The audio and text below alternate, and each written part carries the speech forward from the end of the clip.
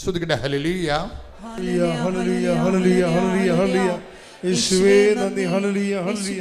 യേശുവേ ആരാധന, ആരാധന, ആരാധന. പത്രോസ് 1:7. 1 പത്രോസ് 1:7. കാരണം അഗ്നിശോധനയെ അതിജീവിക്കുന്ന അതാണ് കേട്ടാ പറഞ്ഞ അഗ്നിശോധന വരണം കണ്ടില്ലേ. അല്ല, മാതാപിതാക്കന്മാരിൽ നിന്ന് പാരമ്പര്യ വിശ്വാസം കിട്ടിയാൽ അത് റോ ഫെയ്ത്താ. ഇനി ഇതിന് എന്ത് ചെയ്യണം? അഗ്നിശോധനകളാണ്, വേറെ മാർഗമൊന്നുമില്ല. കുളിച്ചാൽ ശരിയാകത്തില്ല, തീ തന്നെ വേണം ഇതിന് സംഭവം. അഗ്നിശോധന തരണം. അഗ്നിശോധന എന്ത് ചെയ്യണം? അതിജീവിക്കുകയും ചെയ്യണം. അഗ്നിശോധന കത്തിപ്പോയാൽ പോയി. അഗ്നിശോധനയെ എന്ന് പറഞ്ഞ് അഗ്നിശോധനയെ അതിജീവിക്കുന്ന 1 പത്രോസ് 1:7. ഏറ്റു പറഞ്ഞ അഗ്നിശോധനയെ അതിജീവിക്കുന്ന നശ്വരമായ സ്വർണത്തേക്കാൾ വിലയേറിയതായിരിക്കും പരീക്ഷകളെ അതിജീവിക്കുന്ന നിങ്ങളുടെ വിശ്വാസം. പരീക്ഷകളെ അതിജീവിക്കണത് വിശ്വാസമുണ്ട്. പിന്നെ പരീക്ഷകളെ അതിജീവിക്കുന്ന പ്രത്യാശയുണ്ട്. പരീക്ഷകളെ അതിജീവിക്കുന്ന ദൈവസ്നേഹമുണ്ട്. ഈ പരീക്ഷകളെ അതിജീവിക്കുന്ന ദൈവസ്നേഹത്തിൻ്റെ നിലവാരത്തിലേക്കാണ് ഈ ജോസിന വളർന്നു വന്നിരിക്കുന്നത്. എന്താ പറയണത്? ഇവളെ കർത്താവുമായിട്ട് സെൽഫി എടുത്ത് സങ്കടം വരുമ്പോൾ ഈ സെൽഫി നോക്കി ആ ദൈവസ്നേഹത്തിൽ ജീവിക്കുന്നയാളാണ്. അപ്പോൾ അവൾ നേരത്തെ പറയുകയാണ്, എങ്ങാനും ഞാൻ എൻ്റെ നട്ടിൽ വളഞ്ഞിരിക്കണ കാരണം എനിക്ക് മെഡിക്കൽ ടെസ്റ്റ് കിട്ടിയില്ലെങ്കിൽ പറഞ്ഞ് ഞാൻ എൻ്റെ പേരിൽ നിൻ്റെ അടുത്ത് വാക്കിടാനോ വഴക്കുണ്ടാക്കാനോ പ്രാർത്ഥന കുറക്കാനോ ഒന്നും ഞാൻ തയ്യാറല്ല. അത് നേരത്തെ പറയണം. അതാണ് വിഷയം. മുൻകൂർ നടന്നിട്ട് പറയണം, നേരത്തെ പറയുകയാണ്. ജാമ്യം എടുക്കുകയാണ് ശരിക്കും പറഞ്ഞാൽ. എന്ന് വെച്ച് കഴിഞ്ഞാൽ ഈ മെഡിക്കലിന് തോക്കണത് കർത്താവിൻ്റെ സ്നേഹത്തിൽ നിന്ന് എന്നെ പിന്തിരിപ്പിക്കത്തില്ല. അതാണ് ഈ അതിജീവിത ദൈവസ്നേഹം എന്ന് പറയണത്. അതായത് നമ്മൾക്ക് എന്തെങ്കിലും പല ആൾക്കാരുടെയും വിശ്വാസത്തെയും ദൈവസ്നേഹത്തെയും ഒന്നും ദൈവം അംഗീകരിക്കണില്ല. അതാണ് ഏറ്റവും ഒരു പ്രശ്നം. ദൈവം ഈ റോ ഫെയ്ത്ത് ആണെങ്കിൽ ഇപ്പം അപ്പന്മാരിൽ നിന്ന് കിട്ടിയ വിശ്വാസമാണ്, അല്ലെ പള്ളിയിൽ നിന്ന് കരിസ്ത് കിട്ടിയ വിശ്വാസമാണെങ്കിൽ ദൈവം പറയും ഇറ്റ്സ് ഓക്കെ, അത് നിനക്ക് അതിൻ്റെ അകത്ത് മുതൽ മുടക്കമൊന്നും ഇല്ലല്ലോ എന്ന് പറയും. വാട്ട് ഈസ് യുവർ ഇൻവെസ്റ്റ്മെൻ്റ് എന്ന് ചോദിക്കും. അത് ഭയങ്കര ചോദ്യമാണ്. അപ്പൻ്റെക്കൊന്ന് കിട്ടിയ വിശ്വാസമാണെന്ന് പറയുമ്പോൾ ദൈവം ചോദിക്കും വാട്ട് ഈസ് യുവർ ഇൻവെസ്റ്റ്മെൻറ്റ്. അപ്പോൾ നമ്മൾ പറയും ബബ്ബ ജപ ഒരു സാധനം ഇല്ല എൻ്റെ അകത്ത്. അത് ഭയങ്കര ഗതികെട്ട ജീവിതമാണ്. നീ ഒരു 10ാം ക്ലാസ് കഴിഞ്ഞിട്ടും ഈ വിശ്വാസം കൊണ്ട് അപ്പനുണ്ടാക്കിയ വിശ്വാസം മാത്രമേ ഉള്ളതെന്നുണ്ടെങ്കിൽ നിനക്ക് ഇനി അടുത്ത ടെസ്റ്റൊന്നും എഴുതാൻ പറ്റത്തില്ല. You are not eligible. അതാണ് വിഷയം. കാര്യം 15 വയസ്സ് വരെയൊക്കെ ഓക്കെയാണ്. 12 വയസ്സാണ് സുവിശേഷത്തിലെ വയസ്സെന്ന് പറയണത്. കർത്താവ് തർക്കിക്കാൻ പോയത് എന്നാണ്. 12 വയസ്സിലല്ലേ. ഇപ്പം 12 വയസ്സാണ് ഇതിൻ്റെ അകത്ത് ഈ അപ്പൻ്റെ അമ്മയുടെയും വിശ്വാസം സൂക്ഷിക്കാൻ പറ്റുന്നൊരു കാലം. 13ാം വയസ്സിൽ നീ കയറിക്കഴിഞ്ഞാൽ സ്വന്തം വിശ്വാസം വെക്കേണ്ടി വരും. നീ പ്രാർത്ഥിക്കുക പറയും, നിൻ്റെ വിശ്വാസം വെക്കാൻ പറയും. എൻ്റെ വിശ്വാസം ഒന്നും ആയില്ലെന്ന് പറയും. എന്താ കാര്യം? അതായത് നിൻ്റെ വിശ്വാസം നിനക്ക് വേണമെങ്കിൽ 1ാം ക്ലാസ് മുതൽ വെക്കാവുന്നേ ഉള്ളൂ. കാര്യം 1ാം ക്ലാസ്സിൽ നിൻ്റെ അടുത്തിരുന്ന് പരീക്ഷ എഴുതുന്ന കുഞ്ഞിനെ നിന്നേക്കാൾ നീ പഠിച്ചിട്ടും അത്രയും മാർക്ക് എത്താൻ കഴിഞ്ഞില്ലെങ്കിൽ അവൻ നിന്നെ 1 മാർക്ക് വെച്ച് നിന്നെ ആക്കാൻ നോക്കുകയും നിൻ്റെ ക്ലാസ് ടീച്ചർ ചിലപ്പോൾ നിന്നെ ഇഡിയറ്റ് ബസ്റ്റാർഡെന്നൊക്കെ വിളിക്കും മാർക്ക് കുറയുമ്പോൾ. അവരുടെ പ്രശ്നം എന്ന് വെച്ച് കഴിഞ്ഞാൽ അവിടെ ക്ലാസ്സിലൊരു 90% മാർക്കുള്ള 5 പിള്ളേരുടെ കൂട്ടത്തിൽ നിന്നെ അവരിപ്പോൾ എടുത്തിട്ടുണ്ട്. അത് നീ അത് വരാൻ പറ്റാത്തതുകൊണ്ടാണ് അവർ തോന്നിയ മാസം വിളിക്കണത്. അവിടെ ഉള്ളിലൊരു സ്നേഹവും ഒരു കരുതലുമൊക്കെ ഉണ്ട്. പക്ഷെ അത് അവർ പ്രകടിപ്പിക്കണ തക്ക വിളിച്ചുകൊണ്ടായിരിക്കും. അത് നമുക്കറിയാൻ പറ്റത്തില്ല.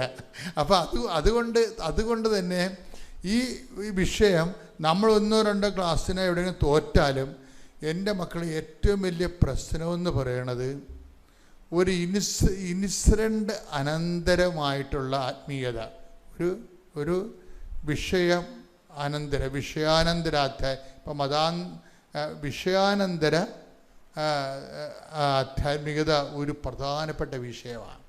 അത് പ്രത്യേകിച്ചൊരു നെഗറ്റീവ് ഇൻസിഡൻറ്റ് നിങ്ങളുടെ ജീവിതത്തിൽ സംഭവിച്ചതിന് ശേഷം അവശേഷിക്കുന്ന ഇപ്പം നിങ്ങളുടെ അപ്പൻ മരിച്ചു അല്ലെങ്കിൽ അമ്മ മരിച്ചു.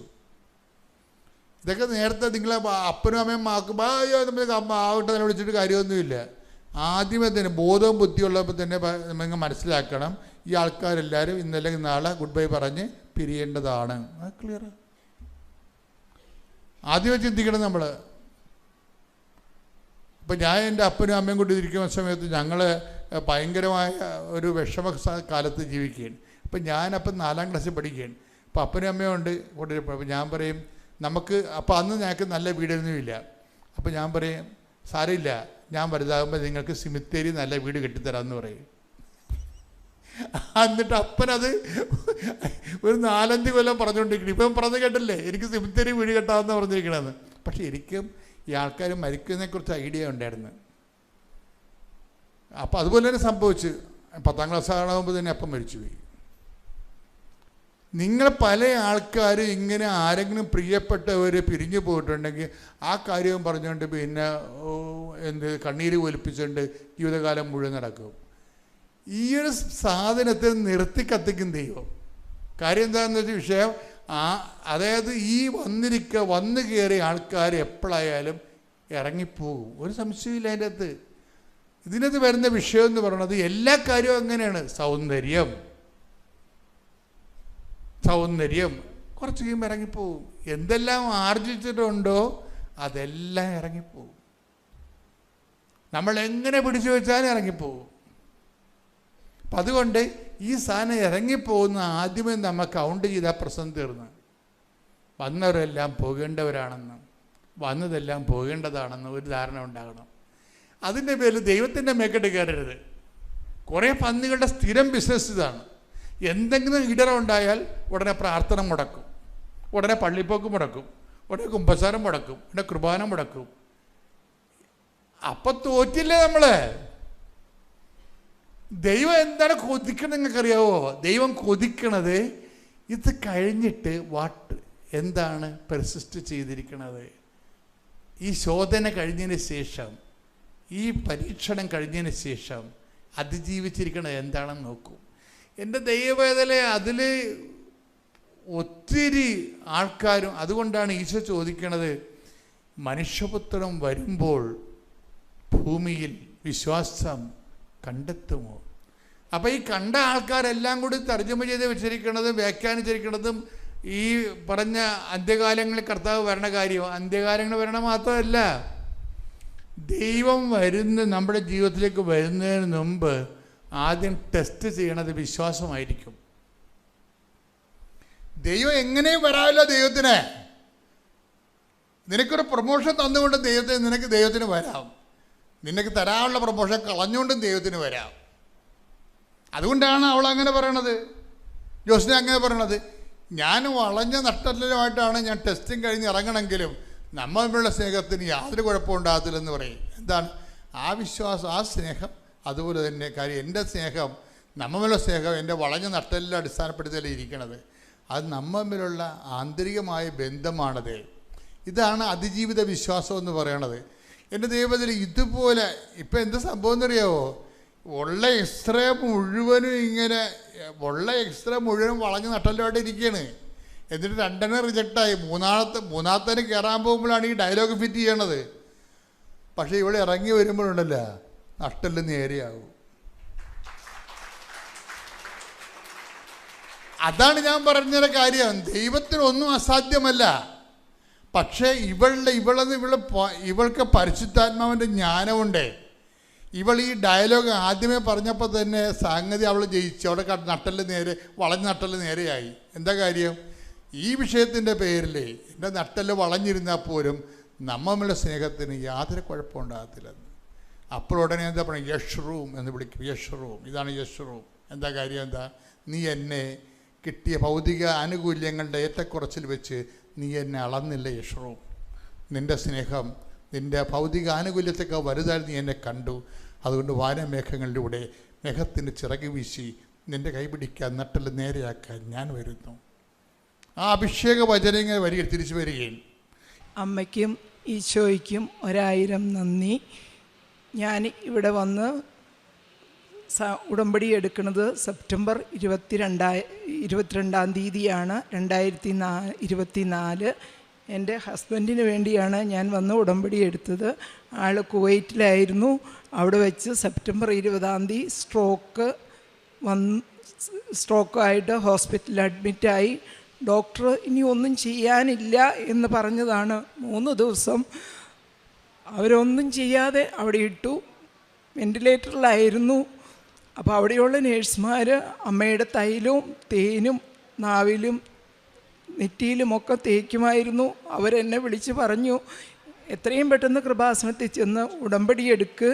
എനിക്കിതിനെക്കുറിച്ച് ഒന്നും അറിയാൻ പാടില്ലായിരുന്നു. ഞാൻ എല്ലാവരെയും വിളിച്ചറിയിച്ചത് ഞാൻ തന്നെയാണ്. എന്തോ സംഭവിച്ചിട്ടുണ്ട്, ഒന്ന് ചെല്ല്, അവിടം വരെ ചെല്ല് എന്നും പറഞ്ഞ് വിളിച്ചറിയിച്ചത് ഞാൻ തന്നെയാണ് എല്ലാവരെയും.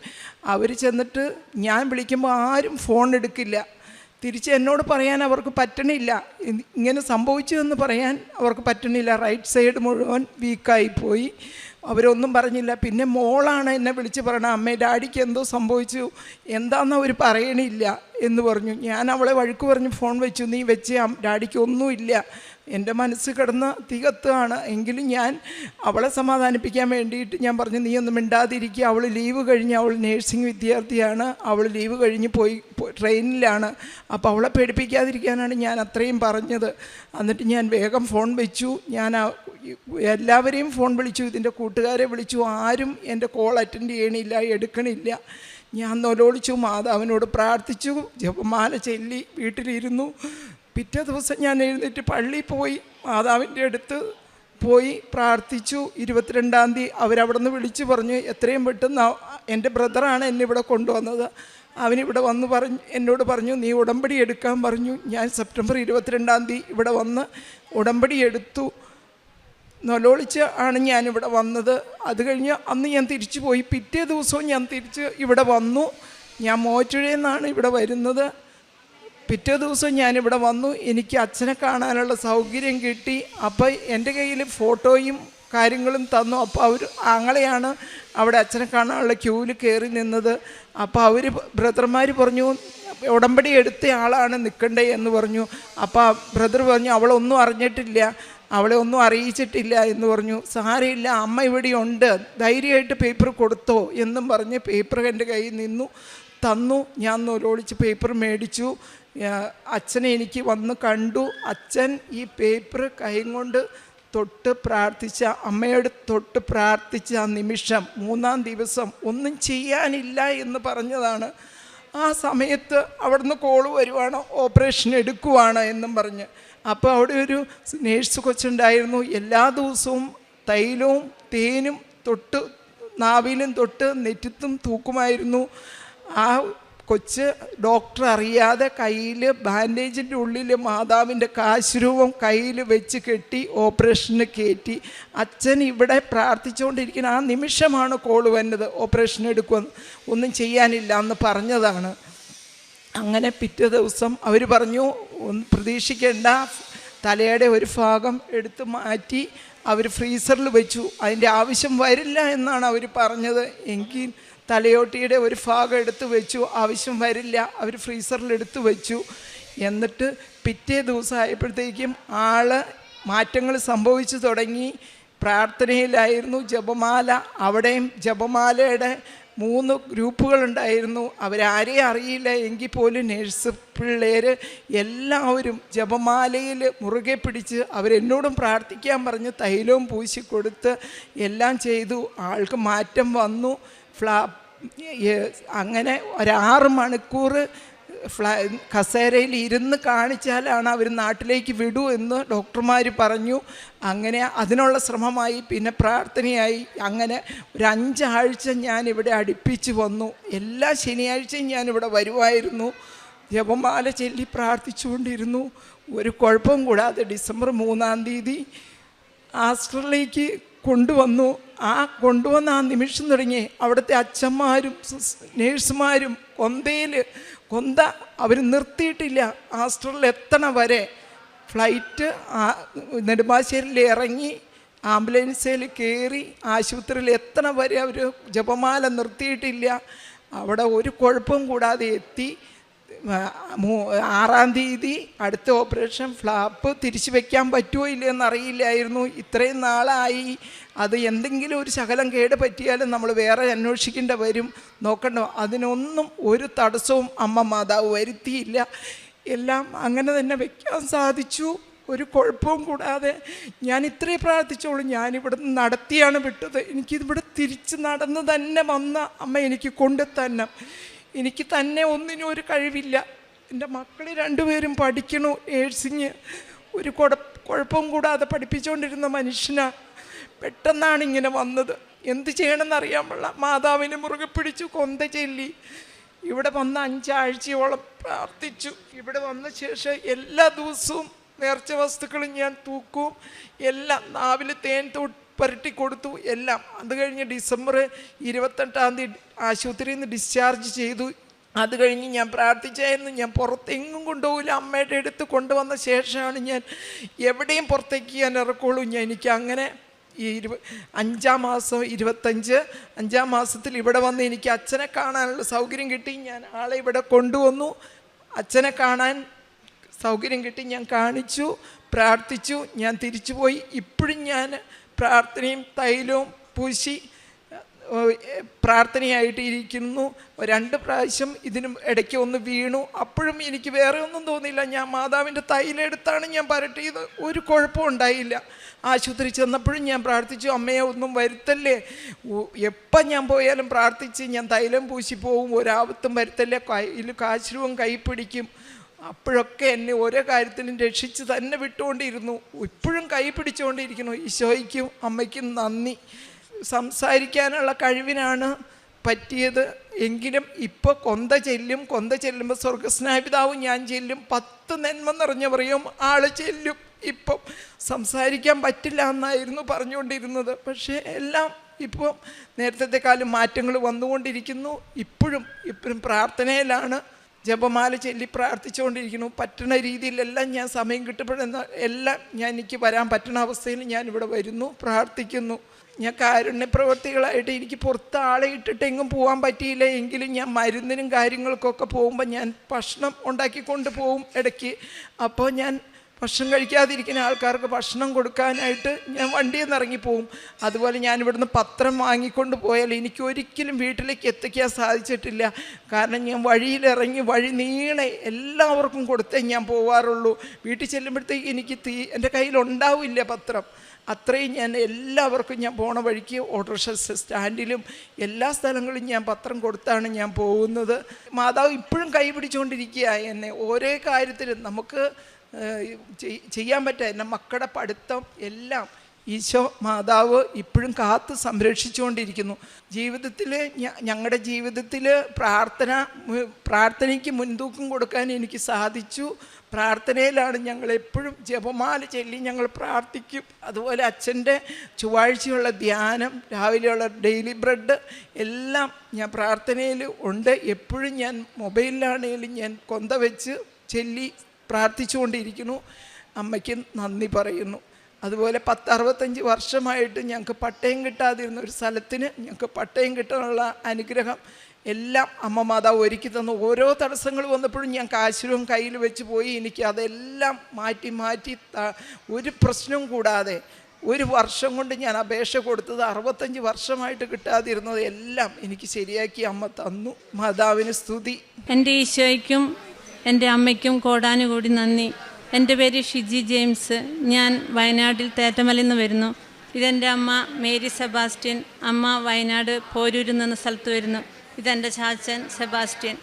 എൻ്റെ ചാച്ചനും അമ്മയും ഞങ്ങളെല്ലാവരെയും കെട്ടിച്ചു വിട്ടതിന് ശേഷം ഒരു ലോൺ എടുക്കുകയുണ്ടായി ബാങ്കിൽ നിന്ന് 8 ലക്ഷം രൂപയോളം. അത് അവർ പശുവിനെ വളർത്തിയാണ്. ഒരു 5-8 പശു ഉണ്ടായിരുന്നു. അപ്പോൾ വളർത്തിക്കൊണ്ട് വരുന്ന സമയത്താണ് പെട്ടെന്ന് എൻ്റെ ചാച്ചന് സ്ട്രോക്ക് വരികയും ഈ കട അവർക്ക് വീട്ടാൻ പറ്റാണ്ട് അത് ഓവർഡി ആവുകയും ചെയ്തു. അത് ഏകദേശം 14.5 ലക്ഷത്തോളം പലിശ കയറി വന്നു. ഒരു തരത്തിൽ അവർക്ക് വീട്ടാൻ പറ്റാണ്ടായി. അങ്ങനെ നിൽക്കുമ്പോൾ ഞങ്ങൾ 2022 2022 ഒക്ടോബർ 16-നാണ് ഞാനിവിടെ വന്ന് ഉടമ്പടി എടുത്തത്.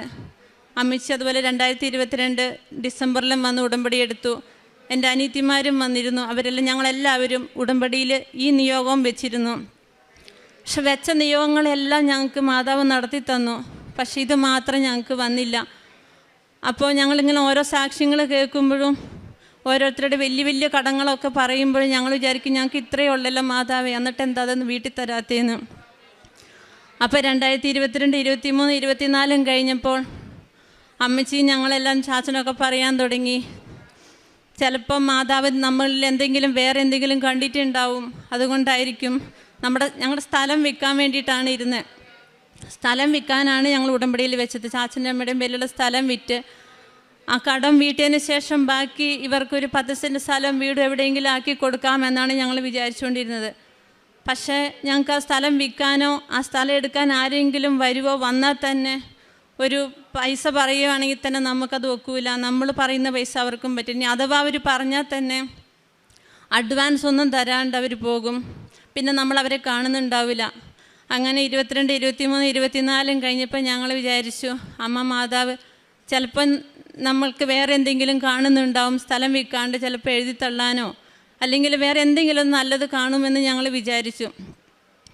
അങ്ങനെ ഇരിക്കുമ്പോഴാണ് ഞങ്ങൾ പക്ഷേ ഈ 2022 തൊട്ട് ഇന്ന് വരെ ഞാനും അമ്മച്ചിയും അനിയത്തിമാരെല്ലാം ഉടമ്പടി പുതുക്കിക്കൊണ്ടാണ് വന്നുകൊണ്ടിരിക്കുന്നത്. ഞങ്ങൾ മുടക്കം വരുത്തിയിട്ടില്ല. അങ്ങനെ ഇരിക്കുമ്പോൾ ഈ കഴിഞ്ഞ ജനുവരി 13 മറ്റേ ബാങ്കുകാർ അതിനിടയിൽ വരും ഇവരുടെ അടുത്ത്. ഞങ്ങളാരും ഇല്ലല്ലോ, ഇവരുടെ അടുത്ത് വന്നിട്ട് പക്ഷെ ബാങ്കുകാർ നല്ല രീതിയിലാണ് ഇവരോട് പെരുമാറുന്നത്. ഒരു സ്ട്രോങ് ആയിട്ടൊന്നും പറയാറില്ല. ഇവർക്ക് 2 ചാച്ചൽ സ്ട്രോക്ക് വന്നത് അവർക്കറിയാം. അമ്മച്ചി ഹാർട്ടിന് മരുന്ന് കഴിക്കുന്നതാണ്. അപ്പോൾ ഇവരോട് നല്ല രീതിയിലാണ് പെരുമാറില്ലൊരു ദേഷ്യപ്പെടുക ഒന്നും ചെയ്തിട്ടില്ല. അങ്ങനെ ഇരിക്കുമ്പോൾ അവസാനം അവർ ജനുവരി 13 മറ്റേ ചാച്ചൻ്റെ അമ്മേൻ്റെ അടുത്ത് വന്നിട്ട് പറഞ്ഞു, ഇപ്പോൾ ഒരു സ്കീമുണ്ട്, ഒറ്റ തീർപ്പാക്കലാണ്, നിങ്ങൾക്ക് പലിശ വേണമെങ്കിൽ എഴുതി തള്ളിത്തരാം, ബാക്കി മുതൽ 8 ലക്ഷം രൂപ അടയ്ക്കാൻ.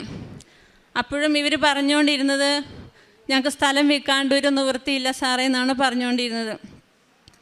പക്ഷേ എങ്ങനെയൊന്നും അറിയത്തില്ല, അവരങ്ങനെ പറഞ്ഞെങ്കിലും പിന്നെ ഞാൻ പറയുമായിരുന്നു, ഈശോയെ നിൻ്റെ അടുത്ത് എന്തോരം പൈസയാണുള്ളത്, ഞങ്ങൾക്ക് ഇച്ചിരി തരാൻ നിനക്ക് പറ്റുമല്ലോ, ഞങ്ങൾക്ക് വേറെ ആരും സഹായിക്കാനില്ല, നീ മാത്രമേ ഞങ്ങൾക്ക്, നിങ്ങൾ രണ്ടുപേരും ഈശോയും അമ്മയും മാത്രമേ ഉള്ളൂ ഞങ്ങൾക്കെന്ന്, എന്തോരം പൈസയുണ്ട് നിൻ്റെ കയ്യിൽ നിന്ന്.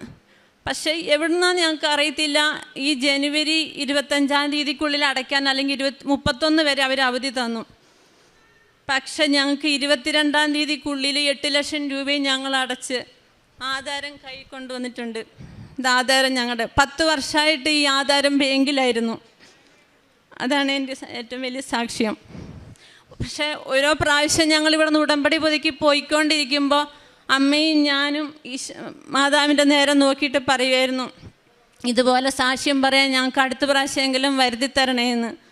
പക്ഷേ ഞങ്ങൾ കൊതിയോടുകൂടി പോയിട്ടുണ്ട് സാക്ഷ്യം പറയാം. പക്ഷെ അമ്മ മാതാവ് അത് നടത്തി തരാണ്ടിരുന്നതിന് വേറൊരു കാരണം എന്താ വെച്ചാൽ, ഞങ്ങൾ അന്ന് ഞങ്ങളുടെ സ്ഥലത്തിനൊക്കെ 26 ലക്ഷം പറഞ്ഞിട്ടുണ്ടെങ്കിലും ആ 26 ലക്ഷം രൂപയും ഞങ്ങൾക്ക് അവർ തന്നു പോകുമ്പോൾ ഞങ്ങൾ ആ 14.5 ലക്ഷം രൂപയും ബാങ്കിൽ കൊണ്ട് അടയ്ക്കുമായിരുന്നു. ബാക്കി എത്രയുണ്ടെന്ന് നിങ്ങൾക്ക് ഊഹിക്കാവുന്നേ ഉള്ളൂ. അപ്പോൾ അതുകൊണ്ട് ഇന്നത്തെ കാലത്തൊരു വീട് സ്ഥലം കിട്ടണമെങ്കിലൊക്കെ ഒത്തിരി പാടാണ്. പിന്നെ ചാച്ചനും അമ്മയും നന്നായിട്ട് അധ്വാനിച്ച് ജീവിച്ചുകൊണ്ടിരിക്കുന്നതുകൊണ്ട് അവർക്ക് പണിയെടുക്കാൻ സ്ഥലം വേണ്ടിയും വരും. അപ്പോൾ അവർക്ക് ഈ 10 സെൻറ്റ് സ്ഥലമൊന്നും ഒരാഴ്ച കഴിയുമ്പോൾ അവർക്ക് ബുദ്ധിമുട്ടാവും. എങ്ങനെയാണെങ്കിലും ഞങ്ങളുടെ കടം വീട്ടി ഞങ്ങൾക്ക് പ്രതീക്ഷിക്കാത്ത ഏറ്റവും വലിയൊരു സ്വപ്നമായിട്ട് അമ്മയും ഈശോയും ഞങ്ങൾക്ക് തന്നു കഴിഞ്ഞു. എൻ്റെ ഈശോയ്ക്കും എൻ്റെ അമ്മയ്ക്കും കോടാനുകോടി നന്ദി. ഞാനിതിവിടെ കയറി വന്ന് സാക്ഷ്യം പറയുന്നത് 2ാമത്തെയാണ്. ആദ്യം ഞാൻ എൻ്റെ മോനുമായിട്ട് കയറി സാക്ഷ്യം പറഞ്ഞിരുന്നു. ഇനി ഞാൻ ഉടമ്പടിയിലൂടെ ഇനി ഒരുപാട് കാലം പോവുകയും ചെയ്യും. എന്നെ കൊണ്ടാവുന്നത്രയും കാലം നമ്മുടെ ഒരു ആരോഗ്യമുണ്ടല്ലോ, ആരോഗ്യത്തിൻ്റെ അത്രയും കാലം എനിക്കിവിടെ ഉടമ്പടി എടുക്കാൻ വരണം എന്നാണ് എൻ്റെ ഏറ്റവും വലിയ ആഗ്രഹം. അത് അമ്മ മാതാവും ഈശോയും എനിക്ക് നടത്തി തരുമെന്ന് ഞാൻ വിചാരിക്കുന്നു.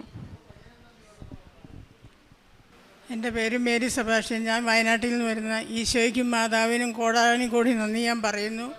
എൻ്റെ 6 വർഷമായി ഞാൻ എൻ്റെ നടുവിനും കാലിനും മുട്ടും തേയ്മാനം കാരണം ഒരടി പോലും നടക്കാൻ പാടില്ലാതെ വേദന കൊണ്ട് സഹിക്കത്തില്ലായിരുന്നു. ഡോക്ടറെ അടുത്ത് വരുമ്പോൾ ഡോക്ടർ പറഞ്ഞു 2 കാലിൻ്റെ മുട്ടിനും തേയ്മാനമാണ്, നട്ടെല്ലിനും തേയ്മാനമാണ്, നിങ്ങൾ ഒരു കാര്യം ചെയ്യണം, നടയിറങ്ങരുത്, കയറ്റം കയറരുത്, 5 കിലോ പോലും തലയിൽ വെക്കരുതെന്ന്. ഞാൻ എൻ്റെ മാതാവിനോട് പറഞ്ഞു, എനിക്ക് പള്ളിയിൽ പോകാനുള്ള അനുഗ്രഹം മാത്രം കിട്ടിയാൽ മതിയെന്ന്. അമ്മയും ഞാനും കൂടെ കൂടി ഞാൻ അമ്മയുടെ ഉടമ്പടി തൈലം തൂത്ത് ഞാൻ പള്ളിയിൽ പോവുകയും ചെയ്യും. പുല്ല് ചെത്താൻ ഇറങ്ങുമ്പോൾ ഞാൻ അമ്മയോട് പറയും, അമ്മയുടെ കാലിന് മുട്ട് എനിക്ക് തരണം, എനിക്ക് മുട്ടില്ല എന്ന്. അങ്ങനെ പറഞ്ഞിട്ട് ഇറങ്ങിപ്പോകും. 10, 25, 30 കിലോ ഉള്ള പുല്ലും എടുത്ത് ഞാൻ കുന്ന് കയറി വന്നു. ഇന്ന് വരെ അമ്മ എന്നെ വീഴിക്കുവാട്ടെ, ഇന്ന് അടിയിൽ ഇരുത്തുവാട്ടെ ചെയ്തിട്ടില്ല. അമ്മയ്ക്കും ഈശോയ്ക്കും കോടാനുകോടി നന്ദി ഞാൻ പറയുന്നു. ഞങ്ങളുടെ കാര്യപ്രവർത്തികൾ എന്ന് പറഞ്ഞാൽ, ഞാനൊരു ഹോസ്പിറ്റലും ഒരു ഓൾഡ് ഏജ് ഹോമും കൂടിയാണ് വർക്ക് ചെയ്യുന്നത്.